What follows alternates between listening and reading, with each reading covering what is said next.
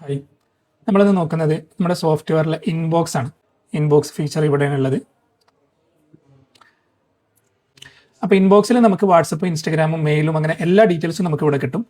നമുക്കിത് ഫിൽട്ടർ ചെയ്ത് മനസ്സിലാക്കാൻ വേണ്ടിയിട്ടുള്ള ഓപ്ഷൻ ഉണ്ട്. ഇവിടെ നമുക്ക് ഫിൽട്ടർ ചെയ്യാം.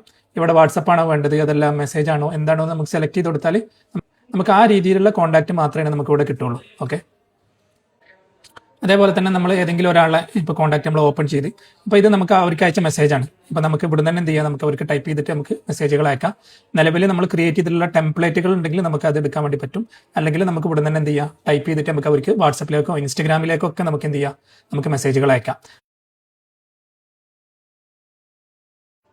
അതേപോലെ തന്നെ നമുക്ക് ഇവിടെ ഇവരെ കോൺടാക്ട്സിന് എന്ത് ചെയ്യാം, നമുക്ക് ഏജന്റിനെ വേണമെങ്കിൽ നമുക്ക് ഇവിടുന്ന് അസൈൻ ചെയ്യാം. ഇവിടുന്ന് എന്ത് ചെയ്യാം, നമുക്ക് ഏത് ഏജന്റ് ആണോ നമുക്ക് നമ്മൾ ഏജന്റോ അല്ലെങ്കിൽ നമ്മുടെ സ്റ്റാഫോ ആരെ വേണമെങ്കിലും നമുക്ക് ഇവർക്ക് അസൈൻ ചെയ്യാം.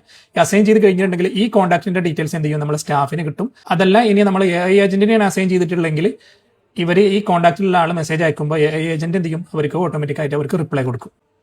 ഓക്കെ, അപ്പോൾ ഇതിനെക്കുറിച്ച് കൂടുതൽ അറിയാൻ വേണ്ടിയിട്ട് യെസ് എന്ന് ടൈപ്പ് ചെയ്താൽ മതി. താങ്ക്